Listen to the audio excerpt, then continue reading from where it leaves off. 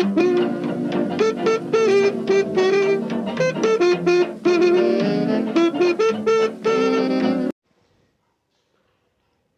everyone, this is Nilesh Kumar Jain, your science teacher.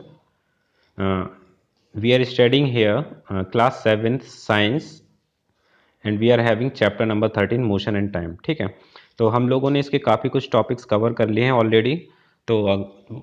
तो आज के दिन हम लोग यहाँ पर बहुत ही छोटा सा टॉपिक के बारे में पढ़ने वाले हैं। यहाँ पर मैंने तुम लोग के सामने NCERT बुक ओपन की हुई है। ठीक है, तो इसमें हम लोगों ने स्पीड कवर कर लिया था, नॉन यूनिफॉर्म मोशन पढ़ा दिया था, कई सारे टॉपिक्स कवर हो चुके हैं।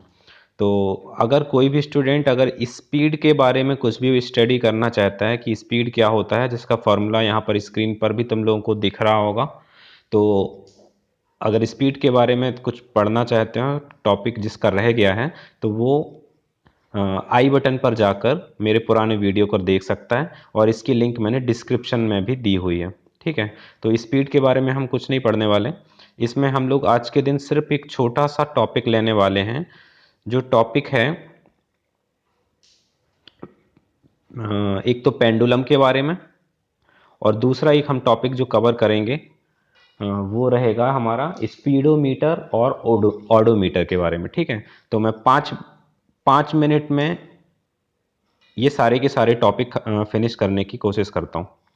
चलो ठीक है, तो ये जो डायग्राम तुम लोग को दिख रहा है, ये तुम लोग का NCERT में पेज नंबर 146 पर दिया हुआ है।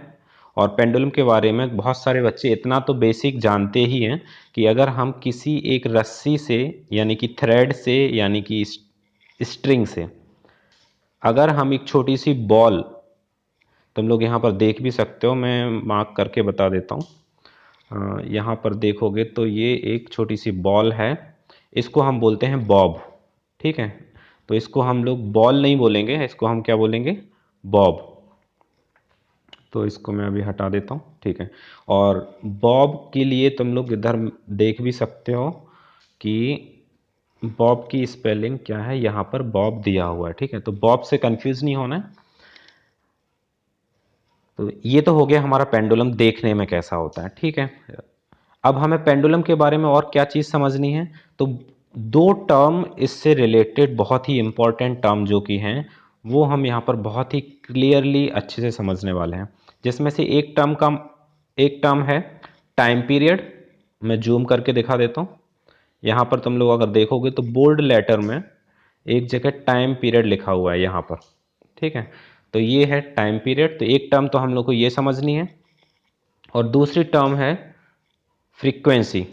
तो आई थिंक ओके, चलो कोई दिक्कत नहीं है। तो फ्रीक्वेंसी तुम लोग को अभी सिलेबस में नहीं है, तो उस पर हम जाते भी नहीं हैं। तो हम स्ट्रिक्टली क्लास 7th साइंस के अकॉर्डिंग यहाँ पर समझ रहे हैं। तो एक ही टर्म हमें समझनी, जो कि है टाइम पीरियड। और बहुत ही सिंपल सी डेफिनेशन है टाइम पीरियड की।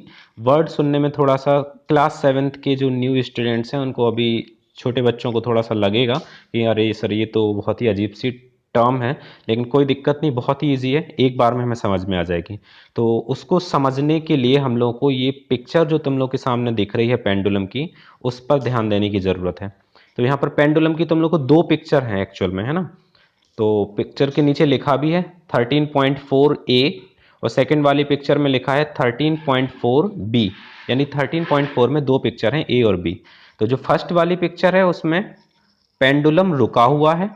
कुछ बच्चों को लग रहा होगा कि जो सेकंड पिक्चर है उसमें तीन पेंडुलम है ना। तो एक्चुअल में ये तीन पेंडुलम नहीं है, एक ही पेंडुलम है जो लेफ्ट राइट मोशन कर रहा है। लेफ्ट राइट यानी कि थोड़ी देर के लिए वो लेफ्ट साइड जाता है, फिर झूमते झूमते झूमते झूमते राइट साइड जाता है। इस वाले पिक्चर में अगर ध्यान से देखोगे तो ए और बी लिखा हुआ है और सेंटर में लिखा है ओ। तो ओ उस पेंडुलम की वो पोजीशन है जो रेस्ट वाली पोजीशन बोल सकते हैं, या फिर हम बोल सकते हैं कि जो सेंटर वाली पोजीशन है उसको ओ बोला है, और लेफ्ट साइड में जाता है बहुत दूर तक, लास्ट तक, तो उसे उस पोजीशन को ए बोला है, और राइट साइड में वाली जो पोजीशन है वो बी पोजीशन है। तो अब हमें इस पिक्चर में समझना क्या है, पेंडुलम हमेशा लेफ्ट राइट मोशन करता है, ये हम लोग ऐसा समझने के लिए बोल रहे हैं। लेकिन कभी भी अगर एग्जाम में आता है तो तुम लोग ऐसा नहीं बोलना है कि पेंडुलम लेफ्ट राइट मोशन करता है। हम इसको बोलेंगे टू एंड फ्रो, इस मोशन को हम बोलेंगे टू एंड फ्रो मोशन। तो टू एंड फ्रो मोशन, और तुम लोग यहाँ पर देख भी सकते हो इसकी स्पेलिंग और प्रॉपरली जहाँ पर ये लिखा हुआ है। तो मैं इसको मार्क कर देता हूँ, तुम लोग को बहुत ही इजीली दिख जाएगा। मैंने यहाँ पर इसको पहले तो जूम किया हुआ है और मैं इसको मार्क भी कर देता हूँ, ध्यान से देखना है। तो यहाँ पर लिखा है टू एंड फ्रो। तो ये जो टू एंड फ्रो मोशन है, इसका मतलब ही होता है आगे जाना फिर पीछे आना, आगे जाना फिर पीछे जाना। या इसको ऐसा भी कह सकते हैं कि लेफ्ट साइड जाता है पेंडुलम, फिर राइट साइड जाता है, फिर लेफ्ट साइड फिर राइट साइड। तो इसको बोलते हैं हम टू एंड फ्रो मोशन, ठीक है। तो और इसको एक सिंगल वर्ड में बोलते हैं ऑसिलेटरी। तो ऑसिलेटरी की स्पेलिंग तुम लोग यहाँ देख सकते हो, ये है ऑसिलेटरी की स्पेलिंग। तो ये मोशन का नाम है ऑसिलेटरी मोशन। तो हमें बहुत सारे वर्ड्स मिल गए। एक तो हम पेंडुलम के मोशन को ऑसिलेटरी मोशन बोल सकते हैं, हम पेंडुलम के मोशन को टू एंड फ्रो मोशन बोल सकते हैं, और इस पेंडुलम के मोशन को हम लोग पीरियोडिक मोशन भी बोल सकते हैं, ठीक है। तो पीरियोडिक मोशन क्यों बोल सकते हैं, ये तुम लोग को ऑलरेडी मालूम होना चाहिए।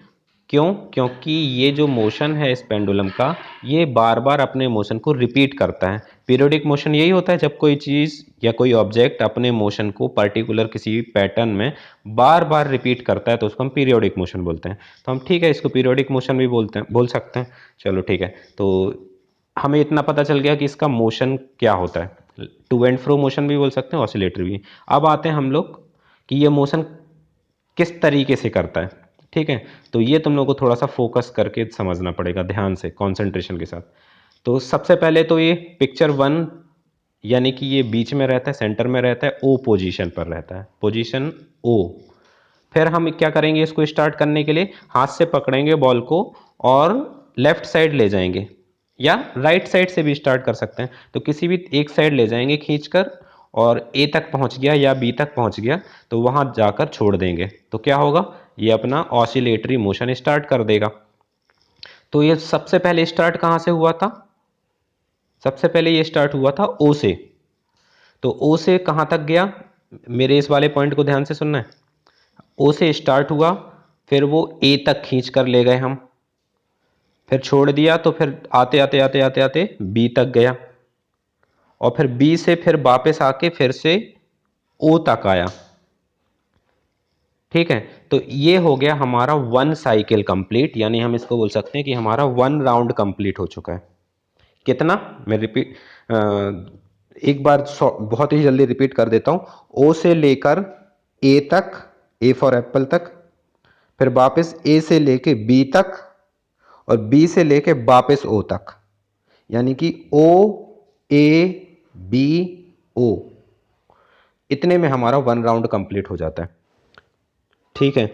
तो ये समझना बहुत ज़रूरी है कि हमारा पेंडुलम का वन राउंड किस तरीके से कंप्लीट होता है। अब ऐसा नहीं कि ऊपर आ गया, वन राउंड हो गया तो फिर रुक जाएगा, ये रुकेगा नहीं, और आगे भी ये फिर कंटिन्यूस चलता ही रहेगा। सेकंड राउंड, फिर थर्ड राउंड, फिर फोर्थ राउंड, पेंडुलम चलता रहता है, ठीक है। तो हम लोग को ये समझना क्यों ज़रूरी है कि वन राउंड कितना होता है, क्योंकि वन राउंड किसी पेंडुलम का 1 सेकंड में हो सकता है, किसी पेंडुलम का वन राउंड हो सकता है 1.5 सेकंड में हो, या किसी पेंडुलम का वन राउंड हो सकता है आधे सेकंड में ही पूरा हो जाए। तो ये क्या चीज़ है वन राउंड, अगर किसी पेंडुलम का वन राउंड 2 सेकंड में पूरा होता है तो उसे हम बोलेंगे कि इस पेंडुलम का टाइम पीरियड 2 सेकंड है।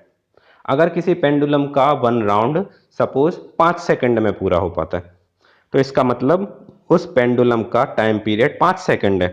मतलब हमें वन राउंड से ही पता चलता है कि उस पेंडुलम का टाइम पीरियड कितना है।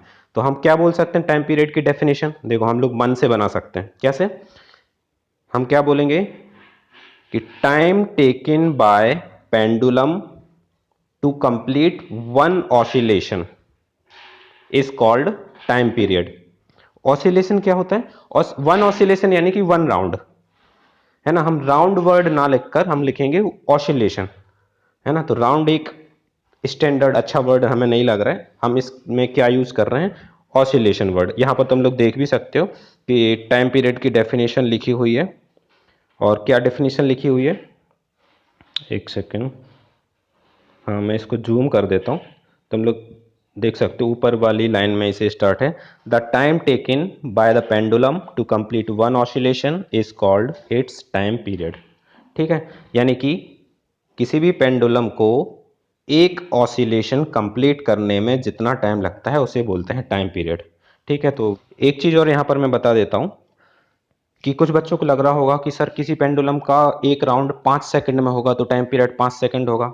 तो सही बात है ये बिल्कुल, लेकिन रियलिटी में किसी पेंडुलम को 5 सेकंड लगते नहीं हैं हैं, क्योंकि 5 सेकंड तो बहुत ही लंबा है, इतना टाइम, इतना ज़्यादा टाइम लगता नहीं है। रियलिटी में 1 सेकंड से भी बहुत कम टाइम लगता है पेंडुलम को एक राउंड कंप्लीट करने में, है ना।